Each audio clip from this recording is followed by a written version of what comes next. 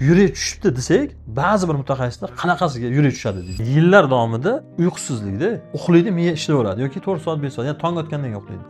Oshna og'aylardan uzilib qolgan. Oshna og'aylari ham unga bir maslahat beradigan bo'lsa, как будто unga dushmandek tuyulib, qanaqadir fobiya boshlanganda.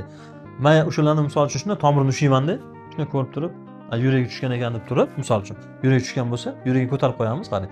O'sha kushetkada yotganning o'zida 20 minut uxlaydi-yu. Haligi o yillar davomida uxlamagan uyqusini o'sha yerda oladi. Yurak tushdi desak, ba'zi bir mutaxassislar qanaqasiga yurak tushadi deydi. Bachadon tushishi bormi? Pochkani tushishi bormi? Yuragniki bo'lmaydi. Tushganda misol uchun u misol uchun 1 sm tushmaydi. Undagi qobiliyati, ya'ni ishlash mexanizmi yakirdan, ya'ni misol uchun o'rta o'qdan ozgina siljiydi. Ana o'sha narsani ko'tarishlik u narsani o'zini joyiga olib kelib qo'yadi. Yuragida taxikardiya bo'ladi. Hamma narsadan hayajonlanib qo'rqaveradi. Xuddi yoshligingizda kuchuk uxlash qanaqa hayajon bo'ladi? Unda o'sha narsa 24 soat bo'ladi. Versiyalari ko'p buni. Lekin davo chorasi bitta yurakni ko'tarib qo'yasiz bo'ldi.